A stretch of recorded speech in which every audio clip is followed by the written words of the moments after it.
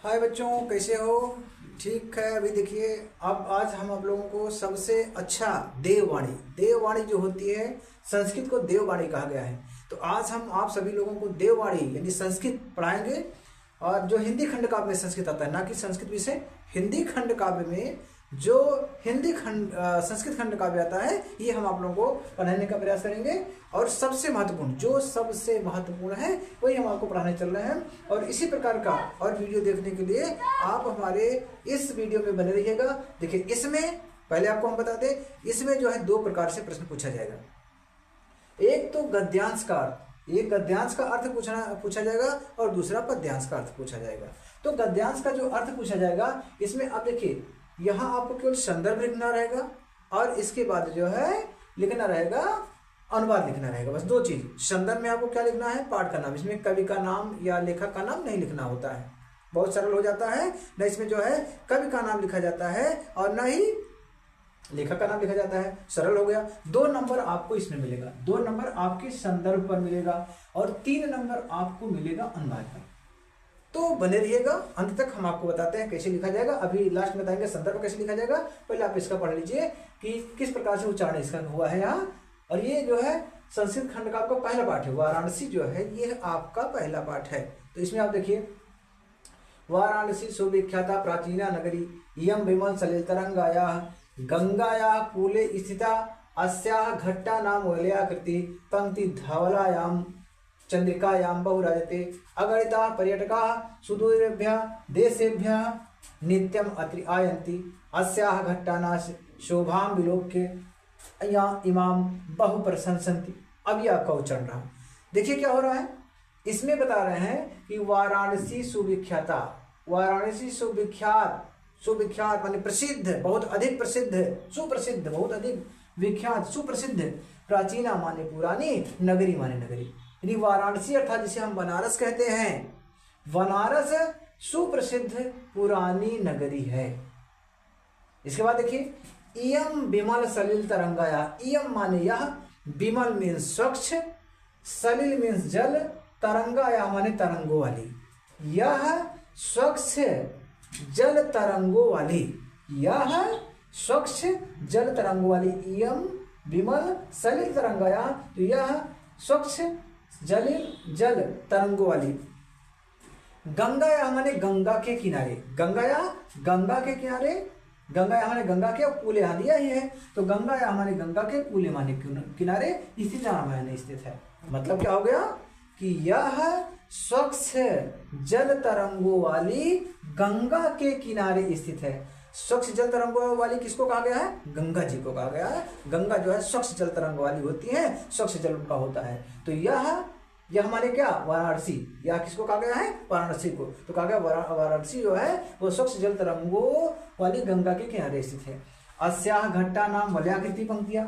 अस्याह माने इसकी, घट्टा नाम माने घाटियों की, यानी इसके घाटियों की, वलयाकृति माने घुमावदार, वलयाकृति घुमावदार होता है। तो इसके घाटियों की वलयाकृति आकृतियां यानी घुमावदार आकृतियां। धवलायाम माने सफेद, स्वच्छ सफेद, धवलायाम धवल सफेद, धवलायाम माने सफेद, चंद्रिकायाम माने चांदनी में, श्वेत चांदनी में, सफेद चांदनी में, बहु माने बहुत, राजती माने शोभायमान होते हैं, राजते बहुत अधिक शोभायमान होते हैं।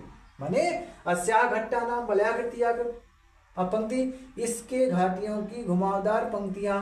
धवलायाम माने सफेद, चंद्रिकायाम बहुराजते, चंद्रिकायाम माने चांदनी के प्रकाश में, यानी चांदनी प्रकाश में कह सकते हैं, चंद्रमा के प्रकाश में, बहुत राजते, बहुत राजते यानी सुशोभित होते हैं। अगणिता पर्यटका सुदूरेभ्यः देशेभ्यः। अगणिता माने असंख्य, पर्यटका माने पर्यटक, सुदूरेभ्यः माने दूर दूर से, देशेभ्यः माने देशे यानी दूर दूर देशों से। अगणित यानी असंख्य पर्यटक दूर दूर देशों से। नित्यम अत्र आयंत, नित्यम माने नित्य प्रति, यत्र माने यहाँ, आयंत माने आते रहते हैं, यानी नित्य प्रति यहाँ आते रहते हैं। और अस्या घट्टानाश शोभाम विलोक, और अस्या माने इस, घट्टानाश माने घाटियों की, चा माने यहाँ और होता है, तो ये और यहाँ जुड़ेगा करके ध्यान रखिएगा। ये चा जो है चा मीन्स और यहाँ जुड़ेगा, मतलब कि असंख्य पर्यटक दूर देशों से नित्य प्रति यहाँ आते हैं, और अब ये आ गया यहाँ, और अस्या घट्टाना, और इस घाटियों की शोभा को विलोक माने देख करके इमाम माने इसकी, बहु माने बहुत, और प्रशंसन माने प्रशंसा करते हैं, इसके घाटियों की बहुत अधिक प्रशंसा करते हैं। तो एक बार फिर से आप देख लीजिए, बहुत ही महत्वपूर्ण है, जैसा कि आपको पहले ही बता दिए हैं, तो बहुत बहुत महत्वपूर्ण है। जो अत्यधिक महत्वपूर्ण होगा वही हम आपको पढ़ाएंगे। तो यहाँ आप ध्यान रखिएगा कि वाराणसी का ये बहुत ही महत्वपूर्ण है, इसके आगे भी जो भी महत्वपूर्ण होगा हम आपको पढ़ाएंगे। लेकिन आपसे एक निवेदन रहेगा कि आप लोग क्या कीजिएगा कि हमारे इस चैनल को study with JK sir Shiva, इसको लाइक कीजिएगा, सब्सक्राइब कीजिएगा, और वॉच टाइम भी बढ़ाइएगा। थोड़ा इतना ध्यान आप रखिएगा, बस सहयोग थोड़ा सा हमारा करते रहिए, हम आप लोगों का जो है इस तरह से हेल्प करते रहेंगे। तो चलिए फिर से आप देखिए एक बार, वाराणसी सुविख्याता प्राचीन नगरी, बनारस सुप्रसिद्ध प्राचीन यानी पुरानी नगरी है। यम विमल सलिल रंगाया गंगाया कूले स्थित, यह स्वच्छ जल तरंगों वाली गंगा के किनारे स्थित है। अस्या घट्टा नाशबल्याकृति पंक्ति धवलायाम चंद्रिकायाम बहुराजते, इसकी घाटियों की घुमावदार पंक्ति सफेद चंद्रमा में बहुत अधिक सुशोभित होती है।